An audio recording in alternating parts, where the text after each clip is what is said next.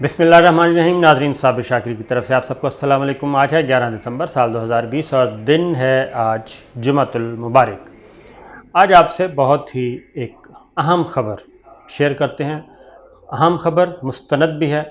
اور یہ ہمارے دشمن ملک انڈیا سے متعلق ہے، اور خاص طور پہ اس خبر کو نہ تو ISI نے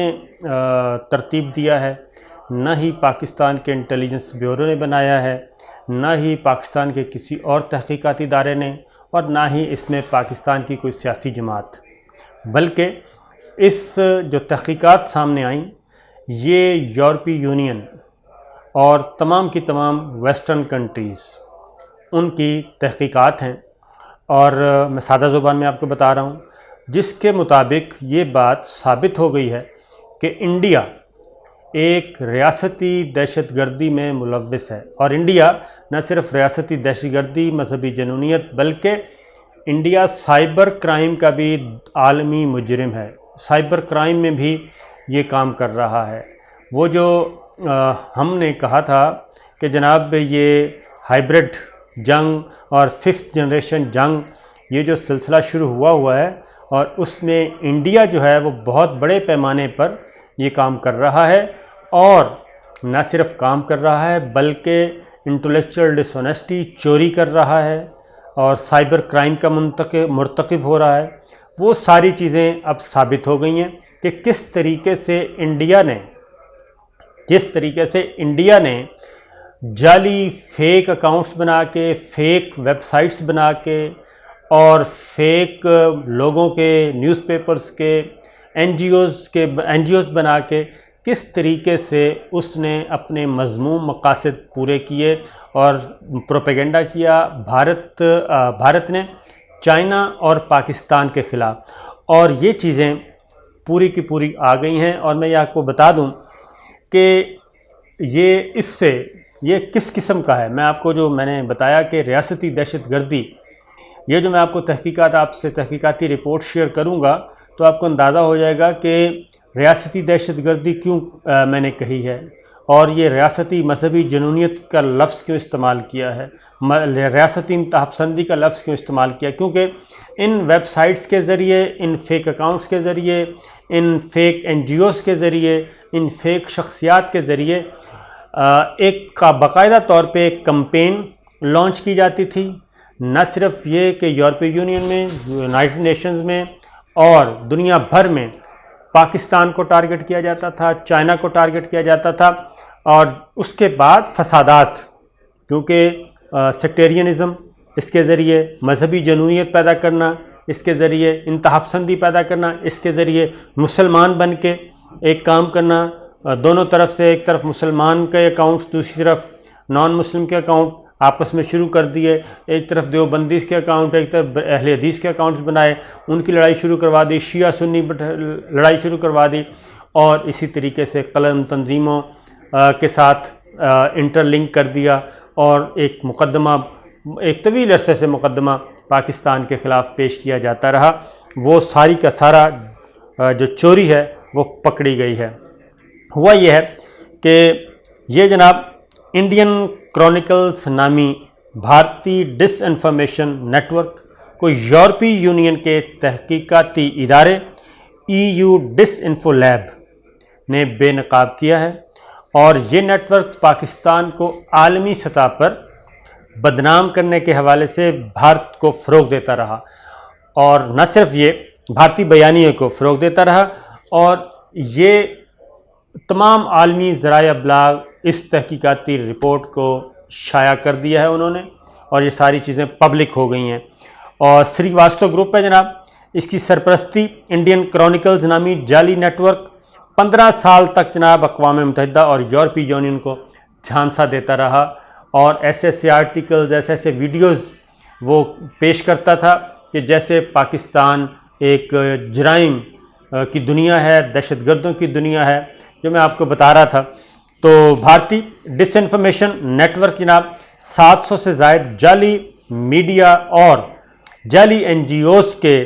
علاوہ فردی شناخت ظاہر کر کے اقوام متحدہ، کونسل برائے انسانی حقوق اور یورپی پارلیمان پر بھی اثر انداز ہوتا رہا اور ان کو بیوقوف بناتا رہا اور ان کو ڈس انفارمیشن دیتا رہا، جعلی اطلاعات دیتا رہا اور پاکستان کے خلاف ہرزہ سرائی کرتا رہا اور پاکستان کو دہشت گرد ملک قرار دینے کے لیے یہ سارا کچھ کرتا رہا۔ اور اب وہ فیٹف میں بھی، یہ ذہن میں رکھیے کہ فیٹف میں بھی جو چیزیں انہوں نے لگائی ہیں ہمارے خلاف وہ اسی طرح کی ہیں کہ خود ہی آرٹیکل چھپانا، خود ہی مردہ لوگوں کو زندہ کر کے ان کے نام پہ یہ اکاؤنٹ کھولے ہوئے تھے اور ان کے آرٹیکل، مردہ لوگوں کے آرٹیکل ان کے نام سے چھاپے جا رہے تھے۔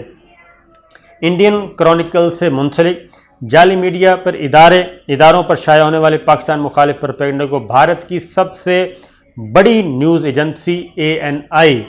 کے ذریعے معتبر ذرائع ظاہر کر کے شائع کیا جاتا تھا اور آگے پھیلایا جاتا تھا۔ یعنی پہلے یہ جعلی اکاؤنٹس بنائے، جعلی ویب سائٹس بنائی، جعلی ڈومینز بنائیں، وہاں پہ جعلی قسم کے ناموں سے، معتبر لوگوں کے ناموں سے آرٹیکل شائع کیے، ان آرٹیکلز کو اٹھایا اور بھارت کا جو پرنٹ میڈیا ہے اور بھارت کا الیکٹرانک میڈیا ہے وہ اس کو لیتا تھا اور معتبر ذرائع سے یہ خبریں عام کر دی جاتی تھیں پوری دنیا میں تاکہ پاکستان کو بدنام کیا جا سکے۔ یورپی یونین کے ادارے EU ڈس انفو لیب کی تحقیق کے مطابق سریواستہ گروپ سے منسلک کئی ادارے اور اقوام متحدہ سے منظور شدہ NGOs جس کا انسانی حقوق سے کوئی لینا دینا نہیں، وہ بھی متعدد بار اقوام متحدہ کے فورم پر پاکستان کے خلاف آواز بلند کرتے رہے۔ دسمبر یعنی کہ لابنگ کی جاتی تھی، باقاعدہ طور پہ ایک فائل بنا کے دے دی جاتی تھی کہ یہ جناب یہ 700 ویب سائٹس ہیں، یہ میٹیریل ہے پاکستان کے خلاف، اور انڈیا کیا کہتا تھا کہ جناب یہ ہمارا نہیں ہے، یہ ویب سائٹس ہیں، یہ NGOs ہیں، یہ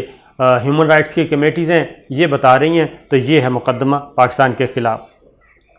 دسمبر 19 میں اسی یورپی ادارے EU ڈس انفو لیب نے تحقیقات کے ذریعے میں پاکستان کے خلاف پروپیگنڈا کرنے والی 265 سے زائد جعلی نیوز ویب سائٹس بند ہو گئی تھیں، اور تاہم کچھ عرصے کے بعد EU ڈس انفو لیب EU کرونیکلز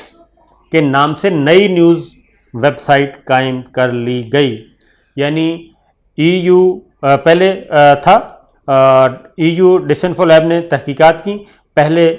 تحقیقات ہوئیں، 265 ویب سائٹ سے جعلی جو ویب سائٹس تھیں وہ بند ہوئیں، لیکن اس کے بعد ایک نئی بنائی گئی اور اس کا نام رکھا گیا EU کرونیکلز تاکہ پکڑے نہ جائیں کے نام سے نئی نیوز ویب سائٹس آ گئیں، جس میں یورپی پارلیمنٹ کے ممبران نے پہلے کی طرح پاکستان کے مخالف مضامین لکھنا شروع کیے۔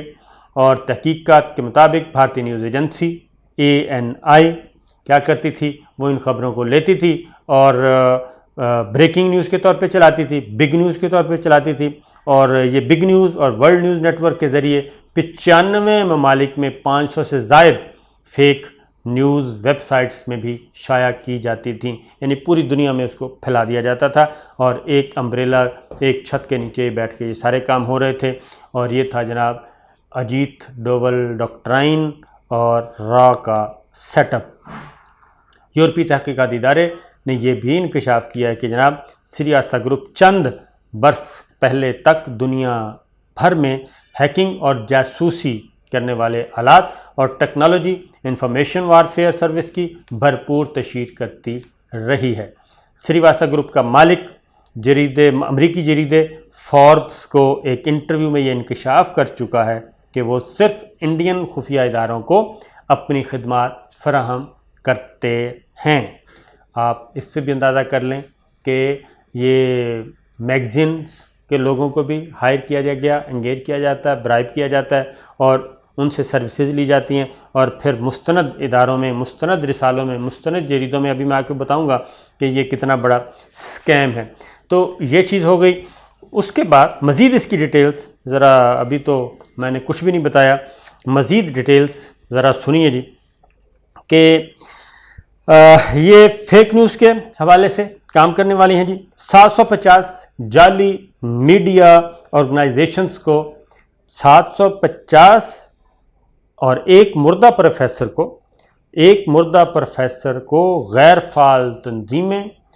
اور 750 جعلی میڈیا آرگنائزیشنز کو 15 سال سے جاری وسیع عالمی ڈس انفارمیشن منصوبے کا نام دیا گیا ہے اس کو۔ اب تک کا سب سے بڑا منصوبہ فیک نیوز کا، ڈس انفارمیشن کا، یہ سب سے بڑا صوبہ قرار دیا جا رہا ہے، اور یہ ہم نہیں کہہ رہے، یہ جناب عالمی ذرائع ابلاغ کہہ رہے ہیں اور عالمی تحقیقاتی ادارے کہہ رہے ہیں۔ انڈین کرونیکل نام کے ساتھ انڈین کرونیکل نام سے بدھ کو جاری ہونے والے اس نئی تحقیقات کے مطابق اس منصوبے کے تحت جس شخص کی شناخت کو چرا کر دوبارہ دکھایا گیا، در حقیقت انسانی حقوق کے قوانین کے بانیوں میں سے شمار کیا جاتا ہے، اور ان کی 206 میں 92 سال کی عمر میں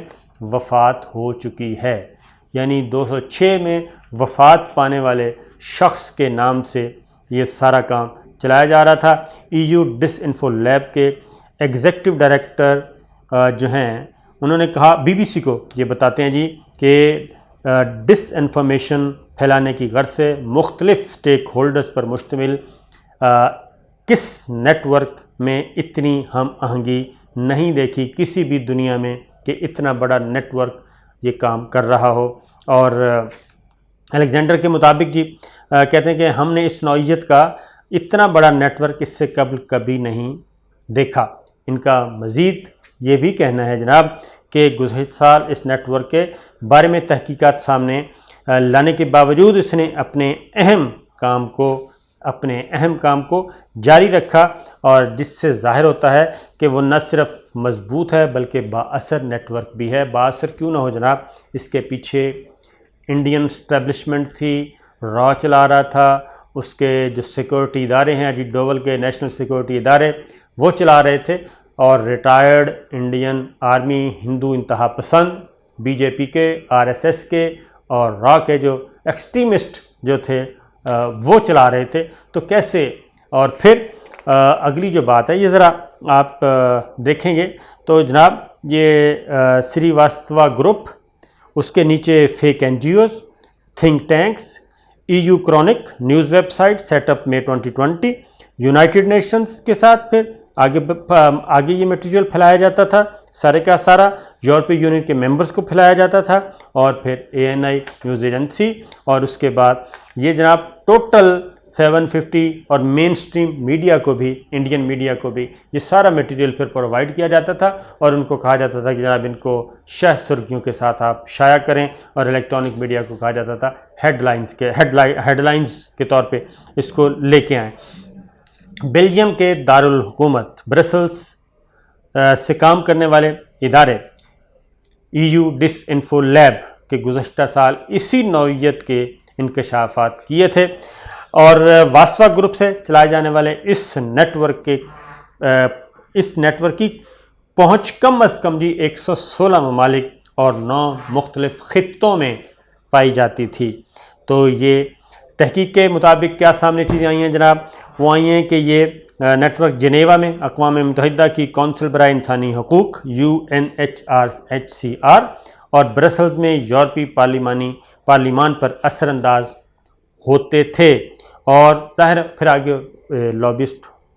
فرم حاضر کیے ہوتی ہیں جی، ان کو پھر باقاعدہ طور پہ پیسے دیے جاتے ہیں کہ جناب یہ میٹیریل ہے، اس کو ذرا اچھالیں، یورپی یونین میں اچھالیں، برٹش پارلیمان میں اچھالیں، امریکن کانگریس میں اچھالیں، تو یہ سارے کام پھر اس کے اکارڈنگلی کیے جاتے تھے۔ لیکن اس کو کون کر رہا تھا؟ اس کو کر رہی تھی جناب انڈین اسٹیبلشمنٹ، اور انڈین کرونیکلز کے پیچھے کس کا ہاتھ ہے؟ یہ مفصل تحقیقاتی رپورٹ ہے، اس لیے میں ٹائم لے رہا ہوں، اور اس کو میں یہ ضرور کہوں گا کہ اس کو شیئر ضرور کیے گا جی میکسیمم، تاکہ دنیا کو پتہ چلے کہ انڈیا کیا کرتا رہا ہے اور کیا کر رہا ہے۔ EU ڈس انفو لیب نے اس نیٹ ورک کے پیچھے جناب سری واستوا گروپ کو ملوث پایا تھا، لیکن وہ اس سے زیادہ معلومات یا حتمی طور پر یہ ثابت نہیں کر سکا کہ کوئی اور بھی اس میں ملوث ہے۔ پھر مزید تحقیقات کی گئیں، اور اس کے بعد پتہ چلا جناب انڈیا کی خفیہ ایجنسی کا ہاتھ ہے اس کو، کہ انڈین خفیہ ایجنسی را جو ہے وہ بھی اس میں ملوث ہے۔ لیکن مزید یہ بھی لکھا کہ اس میں مزید تحقیق و تفتیش ہونی چاہیے، ابھی یہ تحقیق رکی نہیں ہے، وہ کہتے ہیں ہم اس کو مزید پھیلائیں اور اس دائرہ کار وسیع کریں۔ اور الیگزینڈر وہ یہ بھی بتاتے ہیں جناب کہ یہ آپریشن جو ہے اس کی جتنی بھی وسیع پہنچ ہے، یہ کافی غور طلب بات ہے کہ اتنا بڑا آپریشن اب محض چند کمپیوٹرز کے ساتھ نہیں چلا سکتے،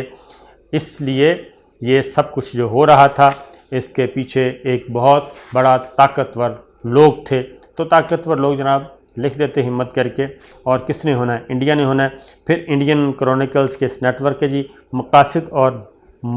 کیا تھے؟ مقاصد کیا تھے اس کا ہے جناب؟ ایک ہے international institute of non aligned studies, پھر انڈین کونسل آف ایجوکیشن، پھر commission of study, the organisation of پیس،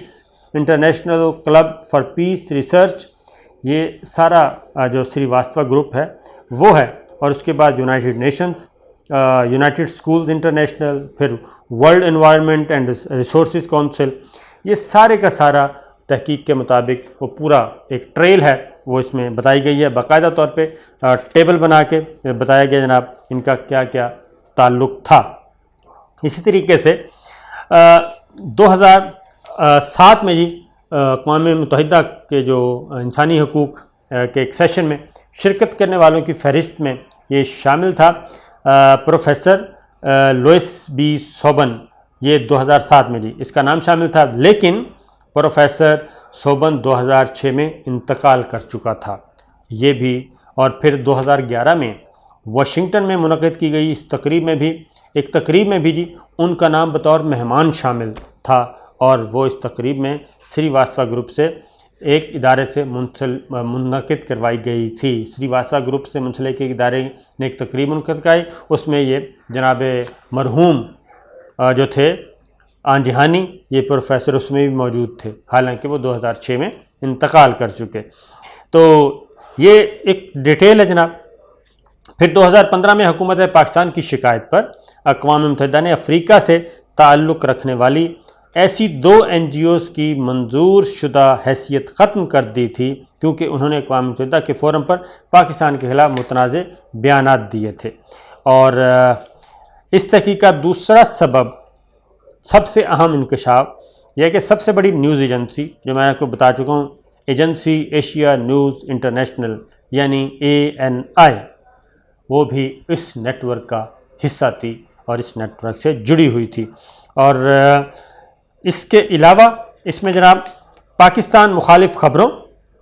اور یہ بھی آپ کو بتا دوں کہ یہ ہم نہیں کہہ رہے، یہ تحقیقاتی رپورٹ کہہ رہی ہے کہ EU کرونیکل پر چلنے والی پاکستان مخالف خبروں اور مضامین کو شائع کر کے انڈیا میں دیگر میڈیا کے اداروں تک پہنچایا جا رہا ہے، اور ان خبروں کو ہلکا سا رد و بدل کر کے ان کو مزید سخت بنایا جاتا ہے۔ آگے پھر ایک ڈیٹیل لمبی جناب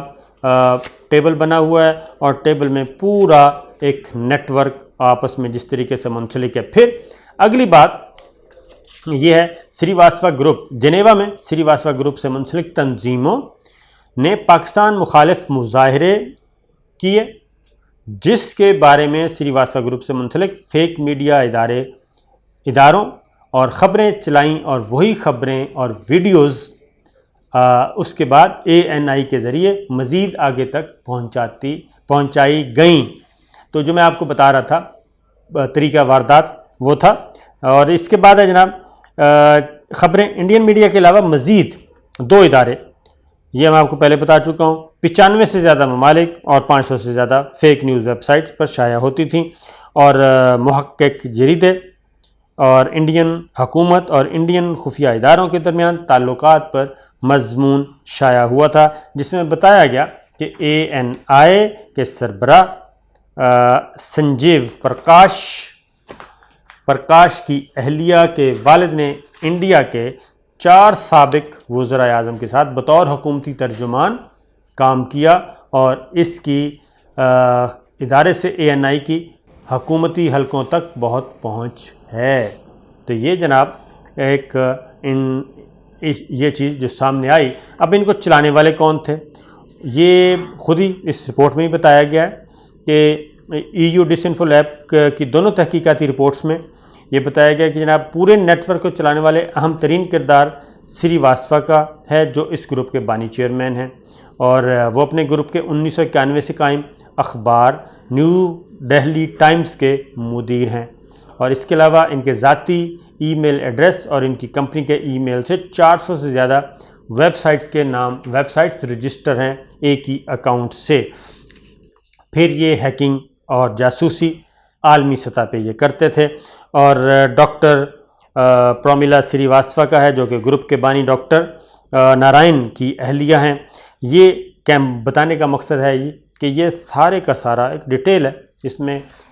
کیا کیا بتایا جائے کہ میرا خیال ہے کہ اتنی مفصل رپورٹ ہے کہ اگر میں 2 گھنٹے بھی اس کو پڑھتا رہوں تو یہ رپورٹ جو ہے وہ ختم نہیں ہوگی۔ اور اس کے علاوہ کیا کرتے ہیں جناب، ایک اور چیز بھی میں آپ کو بتا دوں کہ خاص طور پہ اب آگے آ جائیں کہ تحقیقاتی ادارے کے پاس شواہد موجود ہیں جناب،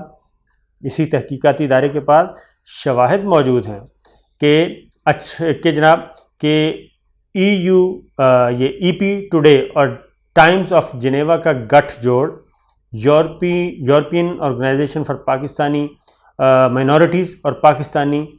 ویمنز ہیومن رائٹس آرگنائزیشن ایسے این جی اوز اور تھنک ٹینکس کے ساتھ ہے، یعنی فیک سے فیک، ٹھیک ہے جی، یہ بنائے ہوئے ہیں۔ اور پھر ان کا کام کیا تھا؟ ان کا کام تھا کہ کشمیر کے بارے میں ایسی خبریں شائع کی جائیں جس سے مقبوضہ کشمیر کی جو حریت کی تحریک ہے وہ متاثر ہو، پاکستان کا سٹانس جو ہے اس کو متنازع بنایا جائے، اس کو پراگندہ کیا جائے، دہشت گردی کی لگائی جائے جناب، اس پہ چھاپ لگائی جائے۔ اور ان میں جی بہت سی ویب سائٹس کے نام بند ہو چکے، جبکہ ہو چکے مقامی اخباروں یا بڑے میڈیا اداروں کے ناموں سے ملتے جلتے ناموں پہ پھر یہ بنائی گئیں۔ اور یہ ویب سائٹس یہ دوسری بہت حقیقی نیوز ایجنسیوں میں شائع ہونے والا مواد دوبارہ شائع کرتی ہیں۔ یہ ویب سائٹس پاکستان مخالف وہ مواد دوبارہ شائع کرتی ہیں جو پہلے ای P today for news agency اور ٹائمز آف جنیوا اور نیو دہلی ٹائمز میں شائع ہوتا تھا۔ اور اسی طریقے سے ان میں شائع ہونے والا بہت سا مواد ایسا ہوتا تھا کہ تنازع کشمیر سے متعلق خبریں اور مظاہرے، تاکہ اس کو کیا جائے گندا۔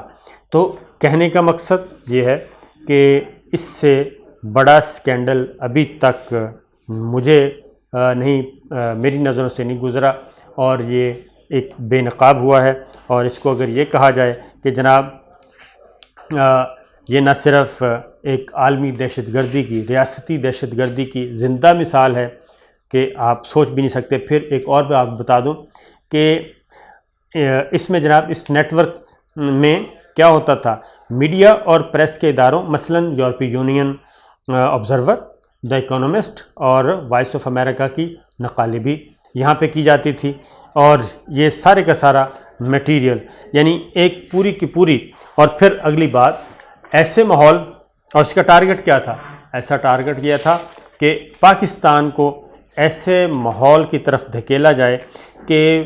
پاکستان خانہ جنگی کا شکار ہو جائے اور پاکستان دنیا بھر میں دہشت گرد قرار پائے۔ اور نہ صرف پاکستان نہیں بلکہ چائنا بھی اس کا ٹارگٹ تھا۔ یہ تو پکڑے گئے ہیں، اور یہ باقی اپنے پڑوسی ملکوں کے لیے کیا کر رہی تھی اور مزید کیا کر رہا ہے انڈیا اجی ڈوول، تو یہ ایک بہت بڑا سوال ہے جناب۔ اور اب یہ رپورٹ آنے کے بعد جو چیز پاکستان کی کامیابی ہے، وہ پاکستان کی کامیابی ہے کہ جو پاکستان نے ڈوزیئر تیار کیے ہیں، اور جو اقوام متحدہ کے سیکرٹری جنرل کو پہنچ چکے، جو قومی سلامتی کہہ رہا ہوں، سلامتی جو پرماننٹ سلامتی کونسل کے ممبرز ہیں، 5 بڑے ملک، 5 بڑی طاقتیں، امریکہ، روس، چائنا، برطانیہ، فرانس، ان کو پہنچ چکے، OIC ممالک کو پہنچ چکے، تو ان سب کو یہ چیزیں پہنچ چکی ہیں، اور امریکنز اور برٹش پارلیمنٹیرینز کو پہنچ چکے ہیں وہ ڈوزیئرز۔ تو وہ ڈوزیئرز بالکل ان ڈوزیئرز کی حقانیت جو ہے وہ اس پلندے کے بعد، یہ جو پلندہ ہے، اس پلندے کے بعد جناب اس کی حقانیت مزید واضح ہو گئی ہے کہ پاکستان نے جو ثبوت لگائے اور پاکستان نے جو الزامات لگائے وہ محض الزامات نہیں بلکہ وہ حقیقت ہیں۔ اور اگلا جاتے جاتے میں آپ کو بتا دوں آخری منٹ میں کہ اس ساری سچویشن کو دیکھ لیں، جو ہمارے مسلم حکمران آج کل انڈیا کے پیار میں مرتے مٹتے جا رہے ہیں اور پتہ نہیں انڈیا کو کیا سمجھ بیٹھے ہیں، تو انڈیا کی سرشت میں یہ جو ہندوتا کا نظریہ ہے، بی جے پی، آر ایس ایس، را اور اجیت ڈوول، یہ نکلنے والا نہیں ہے۔ انہوں نے آپ کو بھی ٹیکہ لگانا ہے اور اسی طرح لگانا ہے، اور متحدہ عرب امارات ہو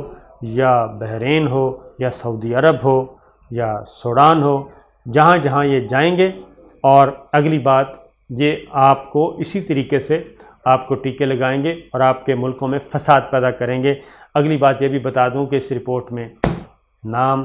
نہیں لیا گیا، لیکن یہ بھی کہا گیا ہے کہ جناب اس میں